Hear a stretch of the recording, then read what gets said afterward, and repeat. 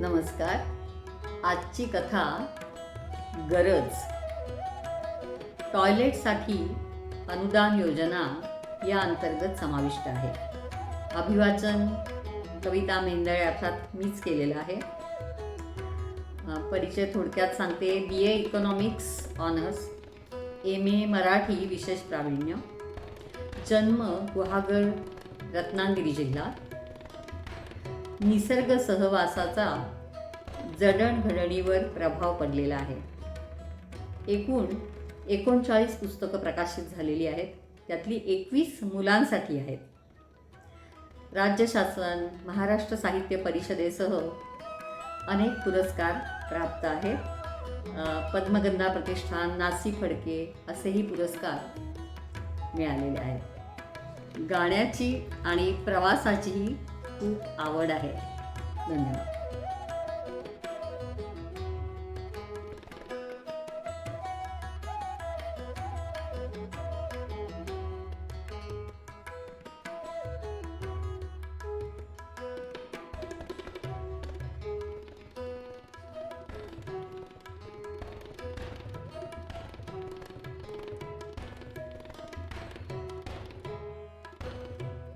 नमस्कार.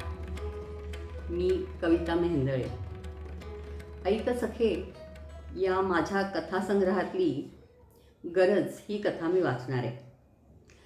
सरकारच्या विकास योजना आणि विविध सवलतींची माहिती सर्वदूर पोहोचवावी, सर्व थरातील जनतेला त्याचा लाभ व्हावा, हा या कथामालेचा उद्देश आहे.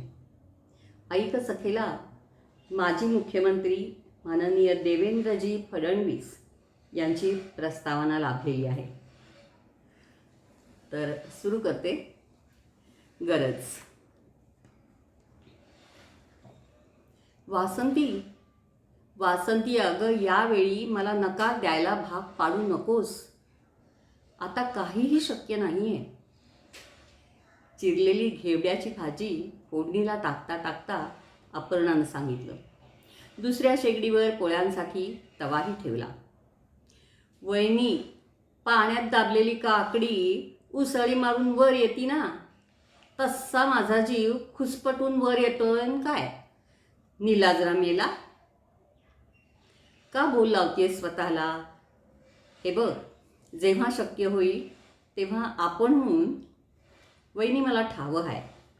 2 बारीला तुम्ही टायलट बांधायला पैका दिला होताच की, पण माझं नशीबच खोटं. ते टायलट बांधून काही होईना. अगं, टॉयलेट म्हणायचं, नाहीतर शुद्ध मराठीत शौचालय म्हण की. तेच ते. तुम्ही दिलेला पैका ह्याच्या आणि त्याच्या उरावर घातला आणि त्वाण वेंगाळाची वेळ आली. वासंती, आवर स्वतःला. एकदा तर तो पैसा घराच्या दरवाजासाठीच वापरलास ना. दारावर लाथ मारणाऱ्याला शरम वाटायला पाहिजे. घराचं दार तुटलं त्यापरीस त्याचं पेकाट मोडायला हवं होतं. आणि दुसऱ्यांदा आरूचं टान्सिलचं ऑपरेशन निघालं. वेळ निभावली ना, झालं तर.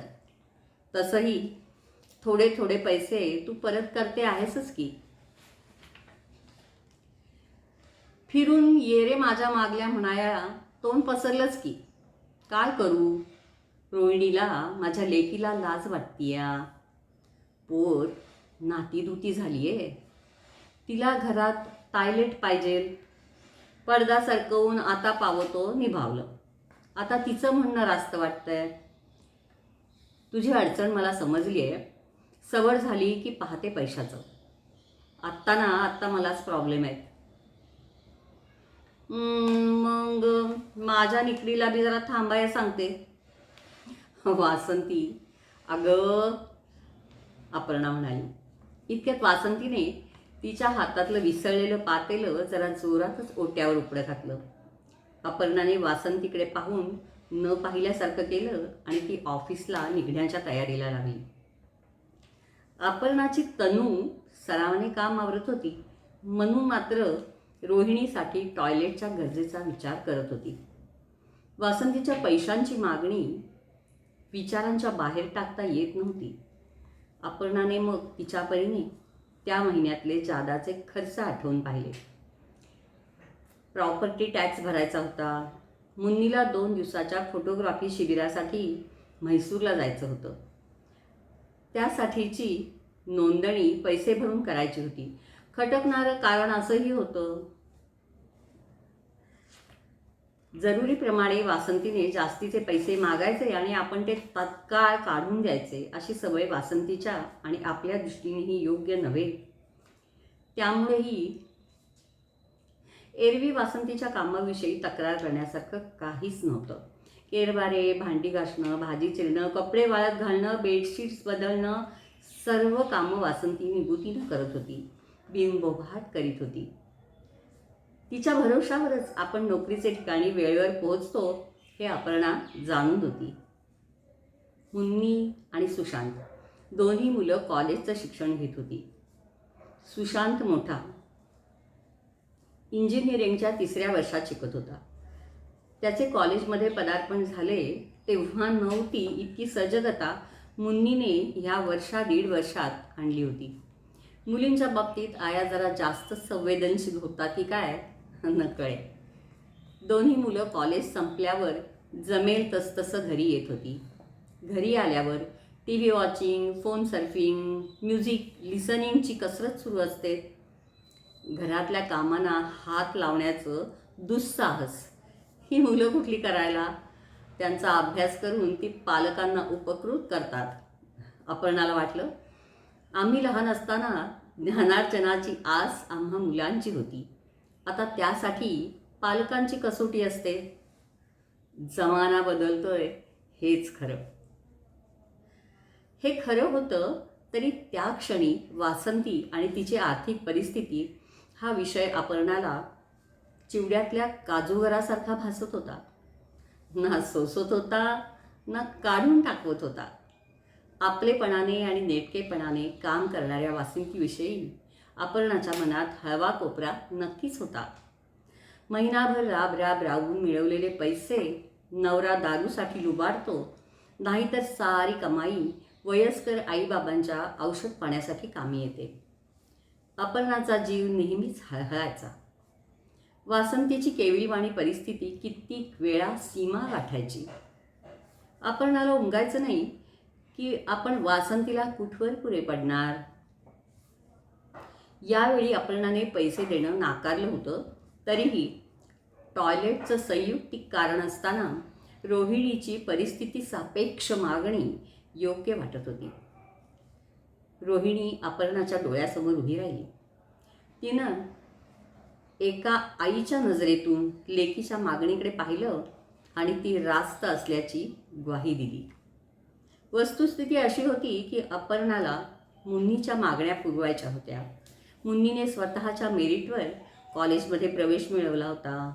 तिचं इवलंसं जग विस्तारतंय याचा आनंद मानायचा की दिवसेंदिवस मुन्नीच्या वागण्या बोलण्यातल्या काहीशा लहरी बडेजाव मिरवणाऱ्या छटांना आवरायचं हे अपर्णाला उमगत नव्हतं. मनीचे उधळणारे विचार काबूत ठेवायचा ती तिच्या परीनं प्रयत्न करायची. तरीही खूपदा परिस्थिती पेच निर्माण करायची. अपर्णा इथे आईची आणि मुलांच्या बाबाचीही भूमिका पार पाडत होती ना. मुन्नी तिच्या मित्रमैत्रिणींच्या ग्रुपसोबत मॅटिनी शोला गेली होती. ती थेट संध्याकाळी परतली.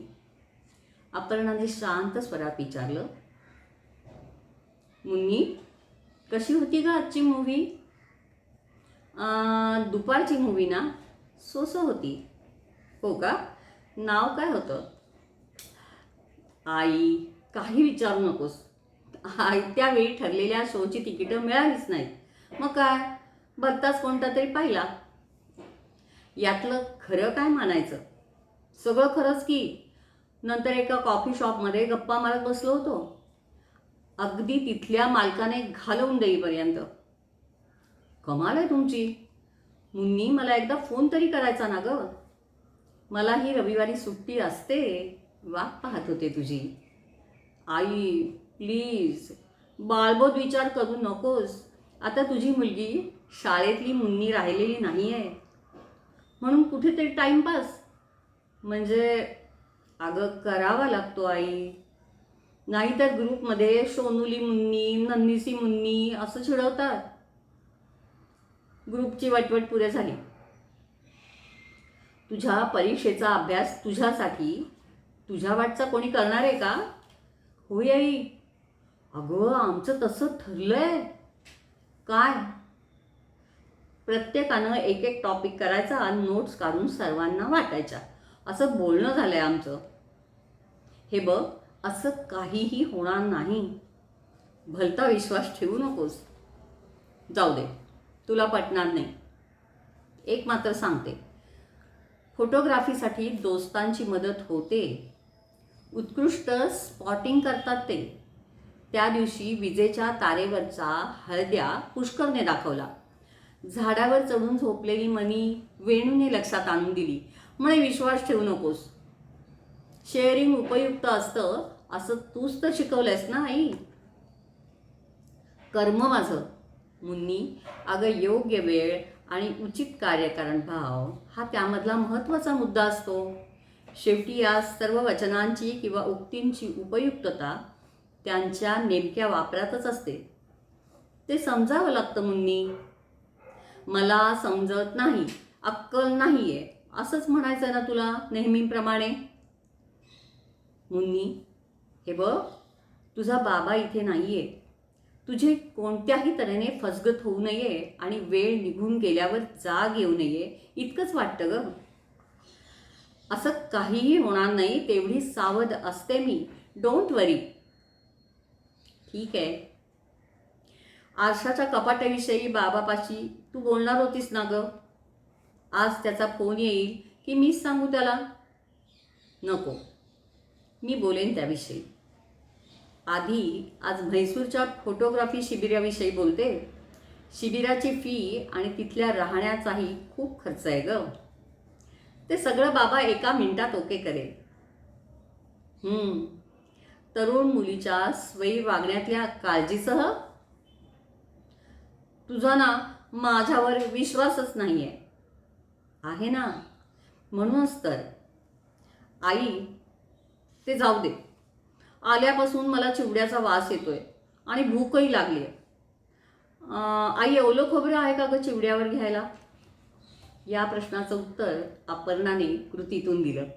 चिवड्यावर ओला खवलेला लुबलुबीत नारळ पेरला आणि तो बाऊल लेकीच्या हाती दिला.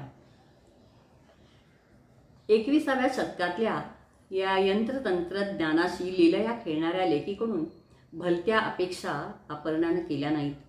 आज्ञाधारक असावं, उलट उत्तर देऊ नये, समंजसपणे वागून घरीदारी सर्वांची मनं जिंकावीत, नम्र सद्गुणी म्हणून नाव मिळवावं, अशा नाहक कल्पनांच्या भोवऱ्यात अपर्णा सापडलेली नाही.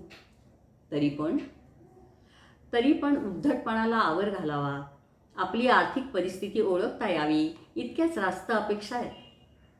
अपर्णाला मनोमन वाटायचं आणि सभोवार न्याहाळताना जाणवायचं की आपल्यासारख्या मध्यम आर्थिक परिस्थितीतल्या या मुली स्वातंत्र्याच्या पंखांवर स्वार होतात आणि स्वतःचं भान हरपून झेपावतात. तेही मानता येईल. परंतु या आपल्या मुली सज्ञान होताना सुजाणत्वाची अनुभवजन्य आणि विवेकनिष्ठ प्रणाली शिदोरी न मानता जड झालेलं दप्तर म्हणून उतरवून टाकत नसतील ना. वरचे वर ही शंका अपर्णाला कुरतडायची. मग ऑफिसमधला लंच टाईमही या परिसंवादात रेंगाळायचा. मुलांचा मित्रपरिवार, त्यामध्ये रमणं, अभ्यास, मार्क्स आणि पुढील प्रवेशाचं वाढतं दडपण, रोज बदलणारं तंत्रज्ञान पेलणं, आडनिडं वय आणि अपेक्षांचं ओझं सहाणं, या सर्वांमधून तरुणाईच्या जीवनधारा निवांतपणे धरणीवर उतरू दे इतकाच सहकाऱ्यांच्या चर्चेचा निकष असायचा. वास्तवातलं डोळ्यासमोर असलेलं रंगीत चित्र कधीमधी ब्लॅक अँड व्हाईट होऊन जायचं. अपर्णाला आठवत होतं, शिक्षण पूर्ण झाल्यावर ती जॉब करत होती ते शिक्षणाचा उपयोग व्हावा म्हणून. लग्नानंतर अपर्णाने जॉब चालू ठेवला, तो स्वतःचं स्वातंत्र्य जपण्यासाठी. मुलं झाल्यावर स्वतःला सिद्ध करण्याच्या हव्यासापायी जॉब सुरूच राहिला. त्याच सुमारास मुलांचा बाबा चान्स मिळाला म्हणून जॉबसाठी मस्कतला गेला. तरीही मुलं आणि सुशांतचे आजी आजोबा घरात होते. मुलांची काळजी नव्हती. आजी आजोबांचं मुलांकडे बारकाईने लक्ष असायचं. मुलांची वाढती वय आणि वयाच्या गरजा लक्षात घेऊन मोठ्या फ्लॅटची खरेदी झाली. मुलांना स्वतंत्र खोल्या मिळाल्या. मात्र 4 वर्षापूर्वी आजी आणि 4 महिन्यांच्या फरकाने आजोबाही निवर्तले. मुलांवर कोणाचाच अंकुश राहिला नाही. आता अशी परिस्थिती आहे की नोकरी सोडताही येत नाही. फ्लॅटचे हप्ते अद्याप पूर्ण झालेले नाहीत आणि आता मुलांनाही माझी तितकीशी गरज राहिलेली नाही आहे. खरं तर परिस्थितीची, आर्थिक कुवतीची जाणीव मुलांना असायला हवी. आभासी स्पर्धेमागे त्यांनी धावू नये, परंतु नेमकं हेच स्वाभाविकपणे घडत होतं. प्रकृतीचा तसा संकेत असावा. अचानकपणे अपर्णाचं मन रोहिणीच्या राहणीमानाची तुलना करायला लागलं. रोहिणीच्या किमान गरजा कशा पूर्ण होऊ शकत नाहीयेत याविषयी तिला वाईट वाटू लागलं.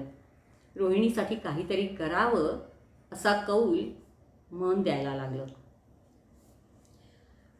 मुन्नीच्या शिबिराची 2.25 फी भरून झाली. आता म्हैसूरच्या थंडीसाठी उबदार कपडे खरेदीची जरुरी होती. पालक या नात्याने आवश्यक त्या सर्व वस्तू पुरवणं हे कर्तव्य आई पार पाडत होती. गरजांचा किती वेगवेगळ्या पातळ्यांवरून विचार होत होता. अशातच एका असंभवनीय गोष्टीचा सुगावा अपर्णाला लागला. सरकारी योजनांतर्गत ऑफिसमधल्या शेखर शिपायाला शौचालय बांधण्यासाठी तब्बल 12,000 रुपये मिळाले. शेखरने चक्क त्या पैशातून टॉयलेटचं बांधकाम करून घेतलं. शेखर त्याविषयी भरभरून बोलला. अर्ज आणि जरुरीचे कागदपत्र दिल्यावर शासनाकडून रक्कम खात्यात जमा झाली म्हणाला. स्वच्छ भारत योजनेअंतर्गत ही सुविधा अनेकांना मिळते आहे अशीही पुस्ती शेखरने जोडली. स्वच्छतेसाठी प्रत्येक घरात शौचालयाची आवश्यकता आणि त्यासाठी सरकारने उचललेलं ठोस पाऊल अपर्णाला सुखावून गेलं. ही सर्व हकीकत तिने अर्थातच वासंतीपर्यंत पोहोचवली. उद्देश स्पष्ट होता. पहाटेच्या आडोशाने प्रातर्विधी उरकणाऱ्या आणि मोरीला पडदा बांधून स्नान चोरटेपणाने करणाऱ्या हजारो स्त्रियांसाठी ही खास सुविधा होती. दिवसभर कुटुंबासाठी अतोनात कष्ट करणाऱ्या वासंतीसारख्या गरजू स्त्रियांची दखल घेऊन सरकारने देशाचंही हित साधलं होतं. प्रपंचामध्ये स्त्रीच नेहमी तनामनाने अधिक गुंतलेली राहते हे कालातीत सत्य आहे. राहणीमानाच्या दर्जाप्रमाणे गरजा आणि चैनीच्या समजुती बदलत राहतात. टॉयलेट ही कोणाला गरज वाटते, कोणाला आरशाचं कपाट ही गरज वाटते. खरं तर गरज आणि समज सतत समेवर येत असतात. मात्र ऐश किंवा चैन ही व्यक्तिसापेक्ष गरजेत बदलणारी मोहिनी आहे. स्वतः अपर्णा या तिच्या तर्कावर हसत बसली. वेळ आणि वैताग वाचवण्यासाठी मुन्नी बंगलोरपर्यंत विमानाने प्रवास करणार होती. बाबा तिकडून लेकीचे शब्द झेलीत होताच. त्यासाठीच तर मी इथे मस्कतला कमावतोय असा त्याचा साधा स्पष्ट खुलासा होता. त्याच्या जागी तो योग्य होता. मुलांना हवं ते द्यावं असं कोणत्या बाबाला आणि आईला वाटणार नाही बरं? प्रश्न होता तो मुलांनी डोळसपणाने वस्तुस्थिती समजून घ्यावी या अपर्णाच्या सावध सूचनांचा. म्हैसूरला पोहोचल्यावर मुन्नीने आईला फोन केला आणि खुशाली कळवली. त्यानंतर फोन सुशांतला. आईचे कोरीव प्रश्न टाळण्याचा हा तिचा खासा उपाय होता. इकडे वासंतीची रोहिणी आईलाच दम देत होती. वहिनी ही पोरगी ऐक ना, होईल आता टॉयलेटचं काम, ते परवडलं म्हणती.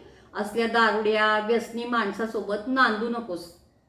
आपण वेगळं राहू म्हणून हटून बसली या बया. उद्या ही पोर माझ्या डोसक्यावर बसल. रोहिणीला तुझ्या सोशिकतेची पर्वा वाटत असणार. वहिनी, 22 वर्ष संसार केल्यावर कुवतीचे आणि कमकुवतीचे रकाने नवरा बायकोला ठावे नसतात होय. कशाला घ्यावी स्वतःचीच परीक्षा. अगं पण लेकीला समजायला लागलंय आता. तिच्या दृष्टीने विचार कर. हे बघ, विचार करायचा आहे, फक्त विचार. लगेच काहीच होत नाहीये. रोहिणी अजून कच्ची आहे. सोसण्याच्या स्वाभाविकतेला चव्हाट्यावर मांडून इतरांच्या कुरवाळण्याची वाटका पाहिजे आहे. त्यात जमतील तसे फेरफार करून संसार रेटायचा. रोहिणीचं लगीन झालं की म्या उगीच फार पुढचा विचार करतेस तू. आधी ते टॉयलेटचे पेपर्स गोळा कर, ते प्रकरण ढसास लाव. होय, रोहिणी अर्ज लिहिणार आहे, वासंती सांगत होती. परंतु अपर्णा वेगळ्याच विचारात गुंतली होती. मोहनचा आणि तिचा संसारही गेली 15 वर्ष असाच रेटला जात होता. ना तक्रार ना कुरबुर. परवाच सुशांतने जर्मन भाषा शिकण्याचा मनोदय जाहीर केलाय. मोरोपंत, वामन पंडित आदी आद्य कवी अनेक भाषा शिकले होते याचे दाखले सुशांत अपर्णाला देत होता. प्रचंड फी आणि महागड्या परीक्षा शुल्क असलेल्या परकीय भाषा शिकू इच्छिणाऱ्या लेकाला प्रोत्साहन देणंच भाग होतं. अपर्णाला वाटलं, या उभारीच्या उत्साहाच्या मुलांच्या वयात त्यांच्या इच्छांना पाठबळ देणं जमवायलाच हवं. आता यापुढे माझ्या नोकरीची तीच गरज आहे. मुन्नी म्हैसूरहून खुशीत परतली. कॉलेज रुटीन सुरू झालं. यावेळी मुन्नी आणि सुशांत प्रथमच लोकसभेच्या निवडणुकीमध्ये मतदान करणार होते. सुशांतने फॉर्म भरला होता. मुन्नीलाही वेळेवर अर्ज करायला हवा होता. माध्यमांद्वारे तशा सूचना सतत मिळत होत्या. मुन्नी फॉर्म सबमिट करून शासकीय कार्यालयातून बाहेर पडायला आणि अपर्णा गाडी पार्क करून घाईघाईने गेटमध्ये शिरायला एकच वेळ आली. समोरासमोर दोघी उभ्या राहिल्या. मुन्नीने फोनवर घड्याळ पाहत विचारलं, आई आई तू आत्ता इथे? थोडं काम होतं. ऑफिसचं? नाही ग, वासंतीचं. अगं सरकार गरीब लोकांना टॉयलेटचा खर्च देतेय, यासाठीचे कागद सबमिट करायला आले. वासंतीला सगळं तेवढं जमणार नाही ग. Aadhaar card, ration card, address proof, मतदान कार्ड, हे आणि ते सर्व माहिती द्यावी लागते. तेव्हा शासन यंत्रणा काम करते. खरं आहे, पण तू का आली आहेस ऑफिस सोडून? सोडलं नाही आहे ग मुन्नी, थोडी सवलत काढली आहे तासाभराची. तेच तर म्हणतीये. वासंती मावशीची मुलगी आहे ना रोहिणी, ती बघेल त्या टॉयलेटचं. नवे नवे गरजेचं तेच ते. तुझी जबाबदारी आहे का ती आई? बिलकुल नाही. मात्र वासंतीपर्यंत ही सरकारी योजनेतली आर्थिक मदत पोहोचवावी या हेतूनं ग. या हेतूनं तू इथे खेटे घालतेस. धावून धावून एवढी मदत करण्याची गरजच काय? ज्याला त्याला आपल्या फायद्याचं गणित कळतं. हा वेळ मी काढलेल्या शिबिरातले फोटो पाहण्यासाठी दिला असतास तर. आता लवकर घरी ये, मुन्नी बोलली. अपर्णा तिच्याकडे शून्य नजरेनं बघत होती. मुन्नी तिथून तिच्या स्कूटीकडे वळताना पुटपुटली, कोणाला सांगते मी? स्वतःपेक्षा जगाची पडलेली असते हिला. मी आईच्या घरची कामवाली झाले असते तरच बरं झालं असतं. धन्यवाद. माझी पानं